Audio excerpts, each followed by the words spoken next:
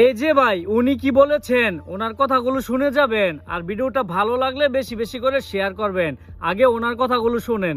ভ্রাম্যমাণ আদালতের যে ম্যাজিস্ট্রেট, নির্বাহী ম্যাজিস্ট্রেট, তারা আসলে এই বাড়িটি প্রথম ঘিরে রেখেছে। এরপর ভিতরে আন্ডারগ্রাউন্ডের নিচতলায় একটি পাশে যেখানে টিন এবং দিয়ে ঘেরা ছিল মোট 6টি গাড়ি।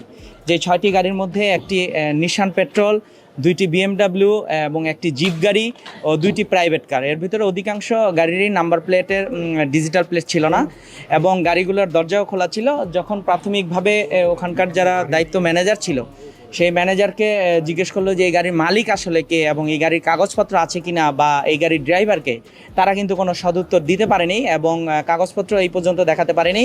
এবং তারা এটিও বলেছে যে আমরা কবে রেখে গেছে আমরা জানি না। তবে তারা এতটুকু বলেছে 2024 সালের গণ অভ্যুত্থানের পরবর্তী সময়ে যখন হাজী সেলিম সহ যারা পলাতক হয়ে গেছে, সেই মুহূর্তেই আসলে গাড়িগুলো রাতের আধারে গোপনে এখানে রেখে গিয়েছিল এবং গাড়িগুলো ঢাকা ছিল। এবং তারা আরও নিশ্চিত করেছে যে এখানে 1 মাস 2 মাস পর পর 5-6 জন করে ড্রাইভার আসেন এবং এসে শুধু গাড়িগুলো স্টার্ট দিয়ে রেখে যায় এবং সচলভাবে রেখে যায়। এবং